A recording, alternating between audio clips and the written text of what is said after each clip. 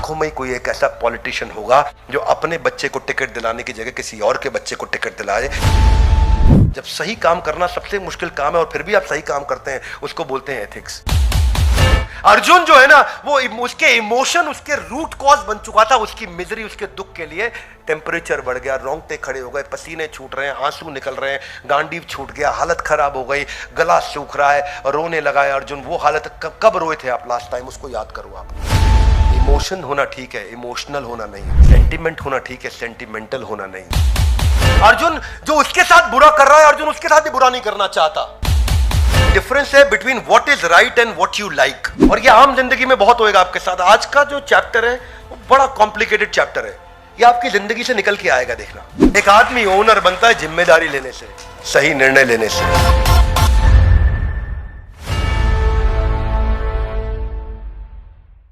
ग्रंथराज श्रीमद् भगवद गीता की आप सबका स्वागत है आज के नए एपिसोड में, जहां पे आज हम पहले अध्याय का 28वां श्लोक ले रहे हैं। और अब जैसे जैसे आगे बढ़ता जा रहा है, पूरा अध्याय बाकी का लगभग अर्जुन ने बोला है। और अर्जुन यहां विचलित है। और पहले अध्याय के 28वें श्लोक में और उसके बाद 29वें श्लोक में अर्जुन का इमोशन आपको समझ में आएगा। भगवद गीता का पहला अध्याय primarily being led by Arjun. तो पहले हम श्लोक पढ़ते हैं। पहले अध्याय का 28वां श्लोक मेरे पीछे दोहराइए। दृष्ट्वा में इमं स्वजनम कृष्णा युयुत्सम समुपस्थितम सीदन्ति मां गात्रहानि मुखम च परिशुष्यति। तो पहले ऐसे समझते हैं कि कह रहे हैं दृष्ट्वा। दृष्ट्वा का अर्थ क्या हुआ? देख रहा हूं। इमं स्वजनम कृष्णा, हाथ आगे लाइए, ऐसा देख रहा हूं। इमं, इन सबको। स्वजनम, ये मेरे ही जन है। स्वजन यानी कि मेरे अपने स्वयं के जन है, ये मेरे ही अपने दोस्त हैं, रिश्तेदार। इनके साथ बचपन में गिल्ली डंडा कंचे सब खेला मैं, वही सामने मेरे अगेंस्ट खड़े हुए हैं। युयुत्सम, युद्ध करने आए हैं। समुपस्थितम, सारे के सारे उपस्थित हो गए हैं। सीदंती माम गात्राणि, अरे अरे अरे, शरीर कांप रहा है मेरा। मुखम च परिशुष्यति, मेरा गला भी सूख रहा है इनको देख के। अर्जुन टेंशन में आ गए उनको देख के। हाँ, क्या कह रहे हैं कि दृष्टवा में, मैं देख रहा हूं, स्वजन मेरे ही अपने लोग आ गए हैं। तो अर्जुन घबरा गए हैं और इतना टेंशन में आ गए। My dear Krishna, seeing my friends and relatives present before me in such a fighting spirit, I feel the limbs of my body are quivering. कांप रहा है मेरा शरीर, थर थर कांप रहा है। बचपन में मुझको याद है, जब होमवर्क करके नहीं आते, टीचर डंडा लेके जब आता था ना, वो देखेगा तो ऐसा बचपन में उल्टे हाथ पे टीचर मारता था, तो ना उस समय शरीर कांपता था, वो याद आता है। इतना घबराहट होता था। और कुछ टीचर के लिए तो सोचते थे भगवान आज एब्सेंट हो जाए, ये ना आ जाए किसी तरीके से इसके घर में।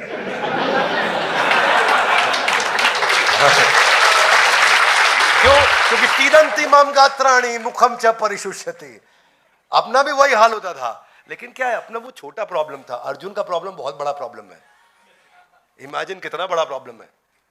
आप सोचो ना, मतलब अगर आप ही का सगा भाई चाकू लेकर के आपको मारने आ जाए, घर की सिचुएशन समझो, मतलब इसको मायोपिक देखते हैं थोड़ा, तो आपको लगेगा मेरा अपना खून, आपका अपना बेटा आपका हत्या करने आए, मेरा अपना बेटा, इसको मैंने पाला पोसा, आज मुझे मारने आया। कितना हर्ट होएगा आपको। इमेजिन अर्जुन का फीलिंग समझो। थोड़ा कंफर्टेबल एटमॉस्फेयर था वहां, लाउडली यस नो? कंफर्टेबल था। एयर कंडीशन ऑडिटोरियम में बैठे थे, east of Kailash ISKCON temple के ऑडिटोरियम में बैठे थे। युद्ध का माहौल था, टेंशन का माहौल था। और जो कृष्ण को देखो चुपचाप सुन रहे हैं अर्जुन को। अर्जुन बोले जा रहे हैं, कृष्ण सुने जा रहे हैं। कृष्ण भी डांट लगा सकते थे, चुप अर्जुन, क्या बेकार की बात कर, अभी युद्ध का टाइम है, लड़ ले, शाम को आपस में कमरे में चर्चा कर लेंगे यार। कृष्ण ऐसा बोले? कृष्ण सुनते रहे। बहरहाल अर्जुन अभी बोल रहे हैं। तो जो अर्जुन की हालत थी ना, उसको समझते हैं। पहले 29वें श्लोक को भी एक साथ ले लेते हैं, तो दोनों श्लोक को हम समझते हैं, ताकि, क्योंकि दोनों का एक ही सिमिलर मैसेज है। तो आज के इस वीडियो में दो श्लोक एक साथ लेंगे। अगला श्लोक मेरे पीछे बोलिए। वे पतुश्च शरीरे में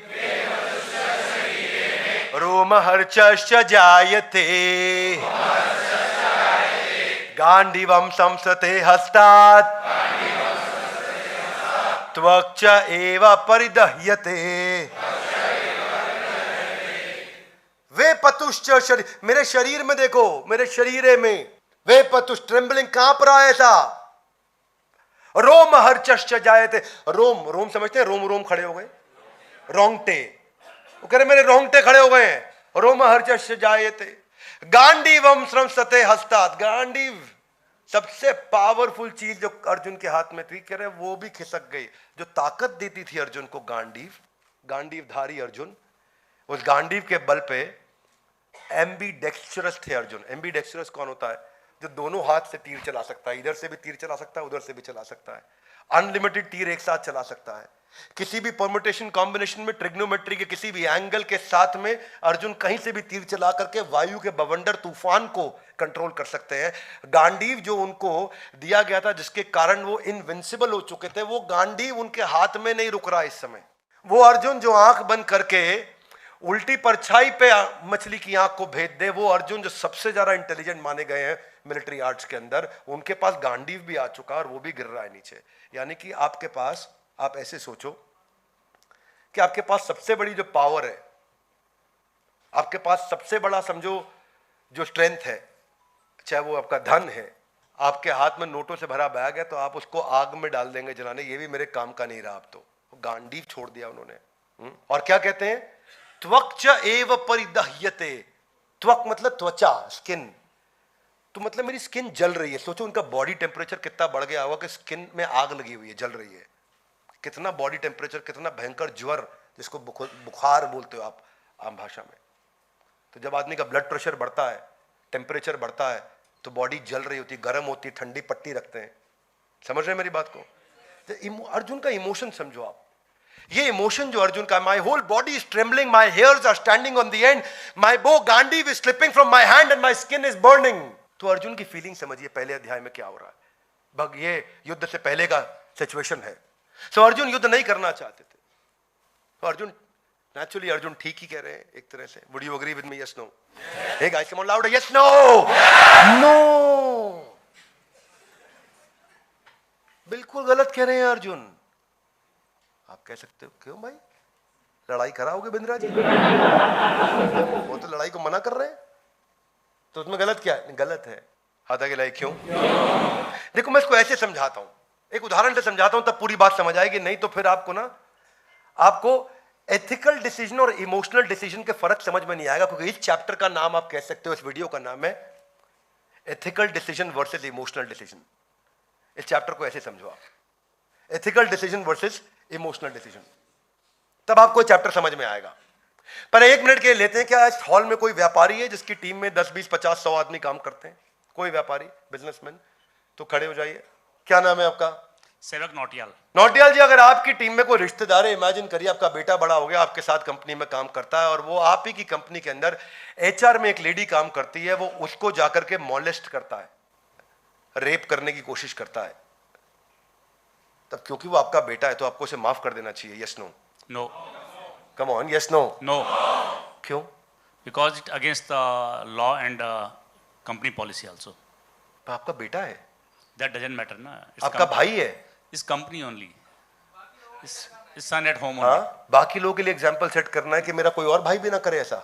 yes, nobody should allow that ना। सुनिए सुनिए, वेरी गुड, एकदम फट से आपने डिसीजन ले लिया। क्या डिसीजन लिया?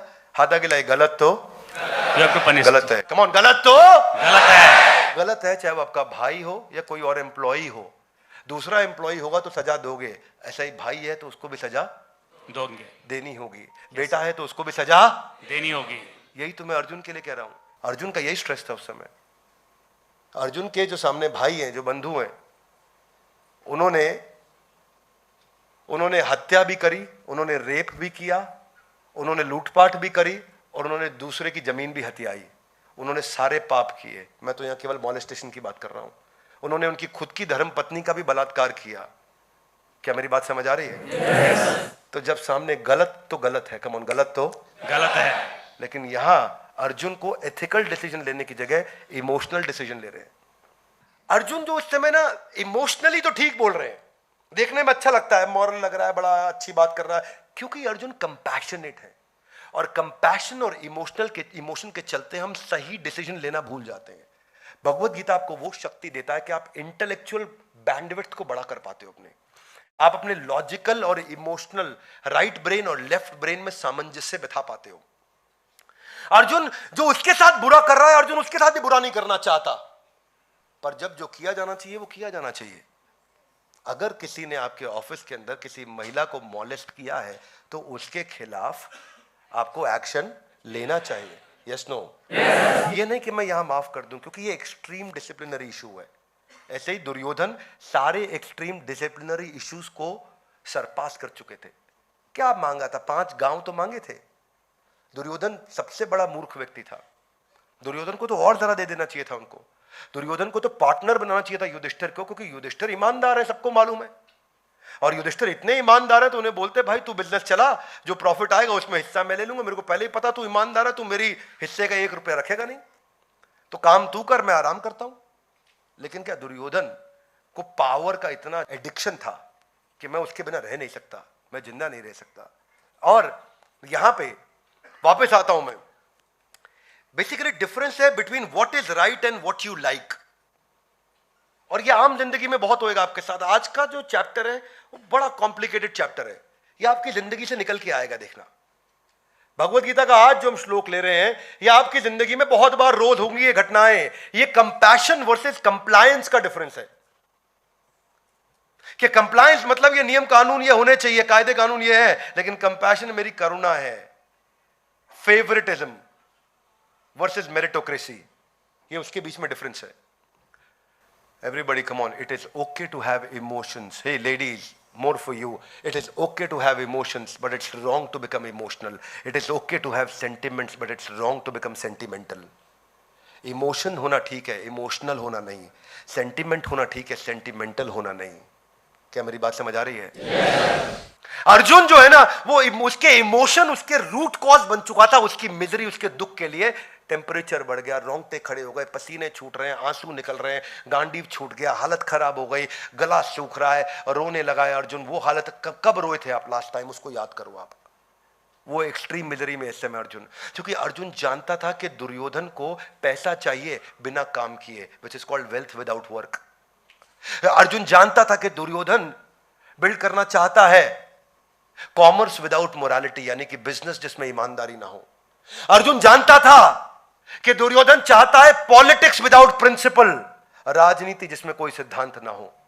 अर्जुन जानता था कि दुर्योधन सारे गलत काम कर रहा है, पर अर्जुन की सिचुएशन आसान नहीं थी, इतनी आसान नहीं। अभी मेरे को आपको समझने में आसान लग रही है। आप कुछ कंडीशंस को सोचो, कुछ सिचुएशंस को समझो। वो पुलिस वाला जिसकी पत्नी बहुत बीमार है और हो सकता है मर जाए अगर वो उसका ध्यान ना रखे, लेकिन उसको अगर फोन आ जाए कि फट से आप इस सिचुएशन हो गई है, यहां पहुंच जाओ नहीं क्योंकि 10 लोगों की जिंदगी खतरे में है, उसके लिए कितना मुश्किल होगा कि अपनी पत्नी को संभाले जो मर सकती है, या उन 10 लोगों की जिंदगी बचाने जाए क्योंकि वो भी मर सकते हैं। वो इनमें से क्या डिसीजन ले, उसके लिए बहुत डिफिकल्ट होगा।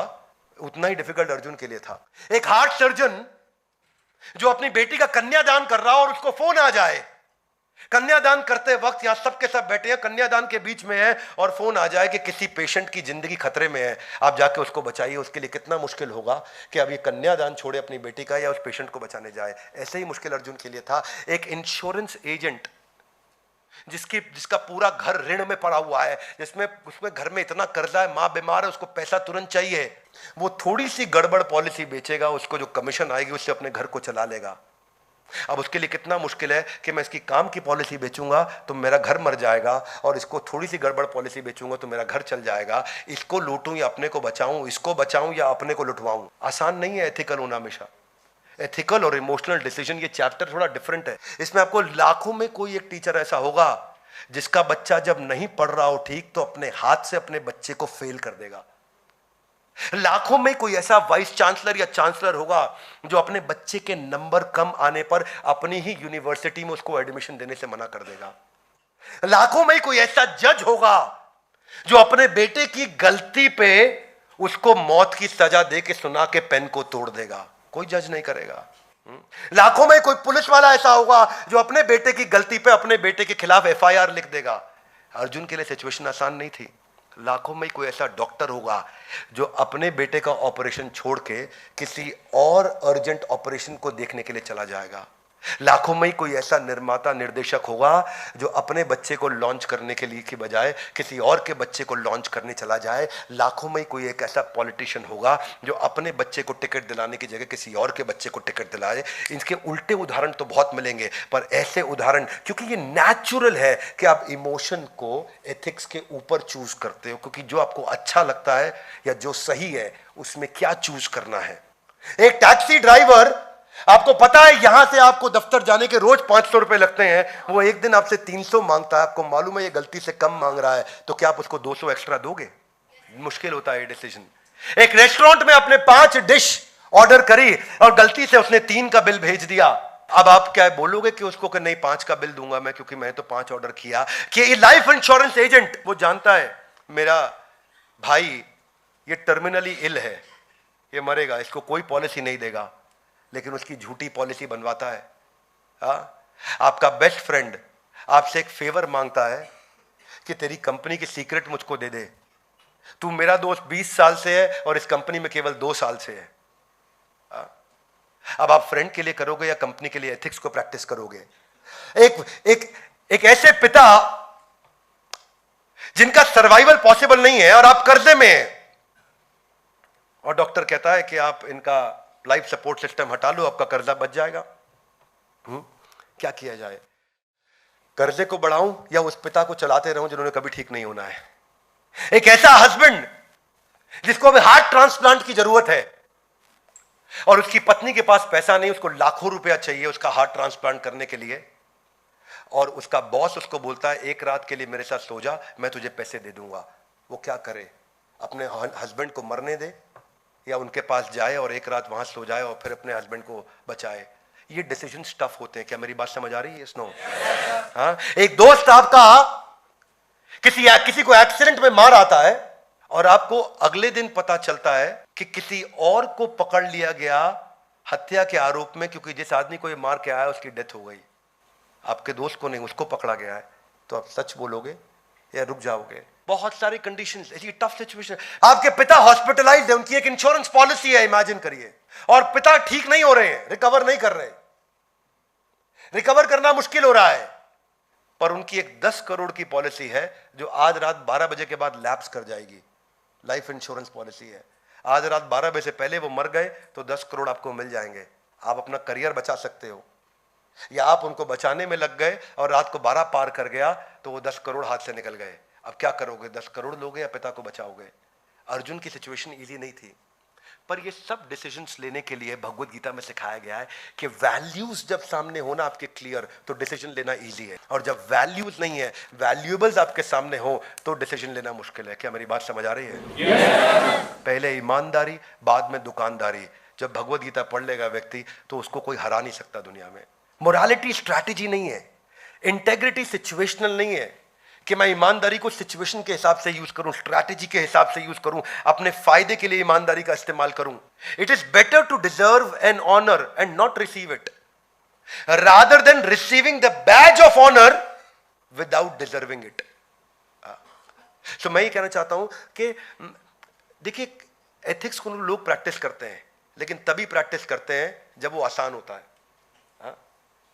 देखिए, इट इज एथिकल होना वो नहीं है कि when you are doing the right thing when there is no choice. Ethical होना तब है when you are doing the right thing, when doing the right thing is the most difficult thing and you are still doing the right thing. जब सही काम करना सबसे मुश्किल काम है और फिर भी आप सही काम करते हैं, उसको बोलते हैं एथिक्स। मेरे क्लाइंट हैं अग्रवाल जी, इनकी लॉजिस्टिक्स कंपनी है, ये इंडियन आर्मी में हुआ करते थे, हमारे प्रोफेसर भी है। कंपनी ठीक चल रही थी, एक दिन दोस्त इनके पास आया और बातचीत हो रही थी, तो वो भी इनके साथ आर्मी में कर्नल था, ये भी आर्मी में कर्नल थे। वो उनको बोला, यार अग्रवाल परेशान चल रहा हूं। बोला, क्या परेशानी है यार? वो नौकरी ढूंढ रहा हूं, कहीं नौकरी नहीं है मेरे पास, परेशान हूं। अरे तू तो मेरे साथ कर्नल था, तू नौकरी ढूंढ रहा है, क्यों परेशान होता है यार? तू आजा मेरी कंपनी में काम कर मेरे साथ। बोला, क्या बात करता है?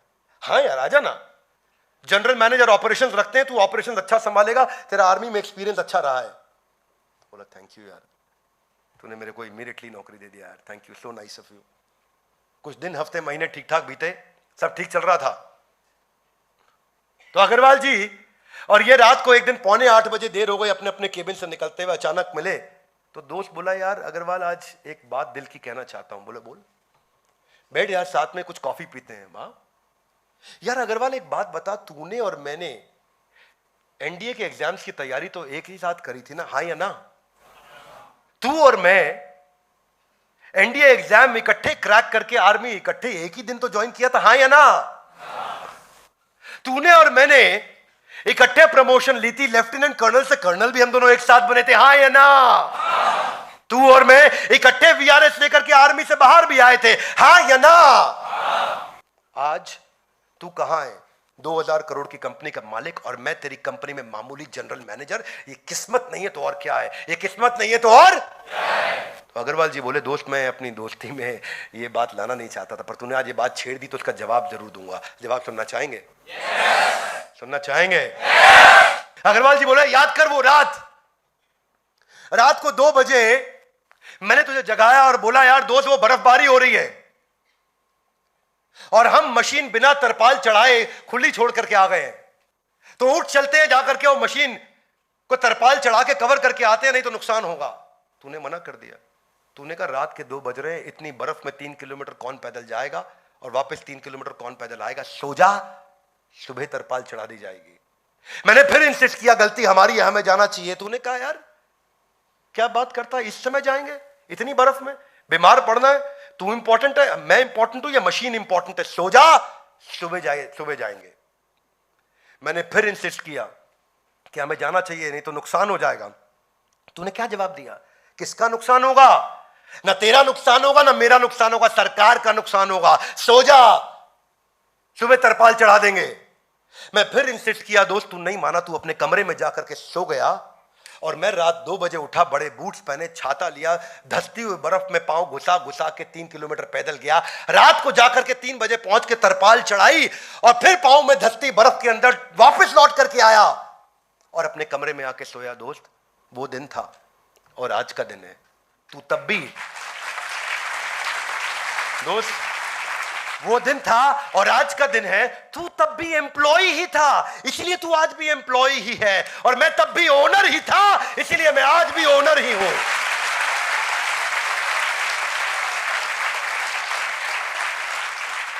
एक आदमी ओनर बनता है जिम्मेदारी लेने से, सही निर्णय लेने से। Are you with me loudly? Yes, no? इसको बोलते हैं emotional decision versus ethical decision. वो भगवत गीता आपको सिखा रही है। A person becomes good not when he does not do any bad, only when he actually does something good. गलत ना करना सही नहीं है, सही करना सही है।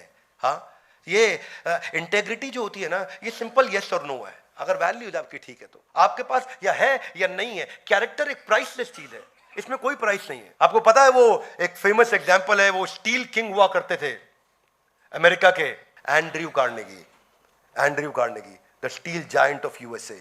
एंड्रयू कार्नेगी बहुत बड़े, अमेरिका के सबसे बड़े अरबपतियों में थे।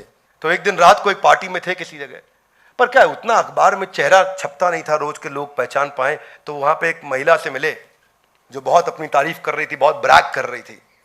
तो उसे बोला उन्होंने, हे ब्यूटीफुल लेडी। बोले यस।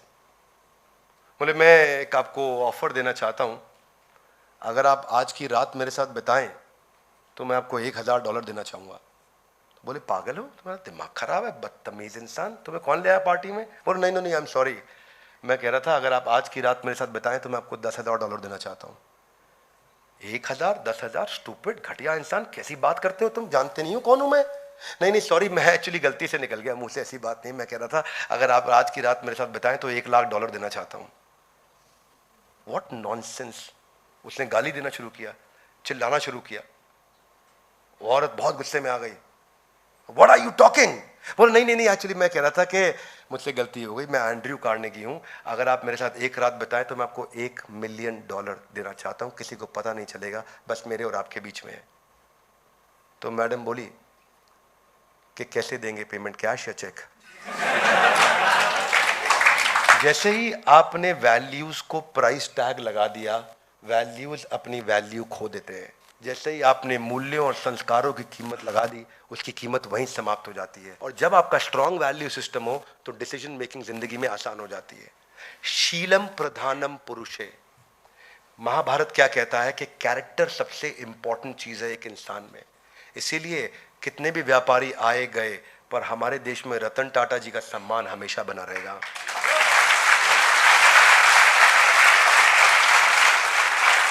भगवत गीता एक ग्रंथ है कैरेक्टर का, मोरालिटी का, प्रिंसिपल्स का, वैल्यूज का। वे पतुश्च शरीरे में रोम हर्चश्च जायते गांडीवम, गांडीव खिसक रहा, इतना मेरा बुरा हाल हो गया। कैसे इमोशन जो होता है आपको अनस्टेडी बना देता है, कैसे वो आपको डिप्रेस स्टेट ऑफ माइंड में लेके जाता है। तो जो यंगस्टर यूथ इमोशनल होकर डिप्रेशन में चला जाता है, उनके लिए मैं मैसेज दे रहा हूं कि failing to face the fooling feeling, क्या failing to face the fooling feeling will make you face the permanent Fehling.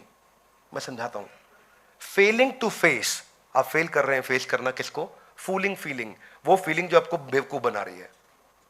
अगर आप उसको ठीक नहीं किया, वो फीलिंग फूलिंग फीलिंग जो आपको बेवकूफ बना रही है, तो failing to face the fooling feeling will make you face the permanent failing. आप परमानेंटली फेल हो जाएंगे अगर इसको नहीं किया संभाला तो। ये डाउन साइड है इमोशनल होने का कि आपकी डिसीजन मेकिंग एबिलिटी खत्म हो जाती है। ये डाउन साइड है कि आपके लॉजिकल रीजनिंग, लॉजिकल जो ब्रेन है वो स्लो हो जाता है। और ऐसे आदमी का पूरी दुनिया लाभ उठाती है। आपको पता है इमोशनल आदमी का हर आदमी फायदा उठा के चला जाता है। यस और नो? इमोशनल इंसान का हर बाजू वाला आदमी फायदा उठा लेता है। और ये जो इंसान है ये नंबर ड्रिवन माइंडसेट में फिट ही नहीं होता है, ये ओवर थिंकर है। और इसी की इसका stress, depression, lack of sleep, lack of diet, lack of hunger सब खत्म होता है। यही सिम्टम्स हैं एक इलॉजिकल पर्सन हो जाने के, जब वो लॉजिकल नहीं रहता।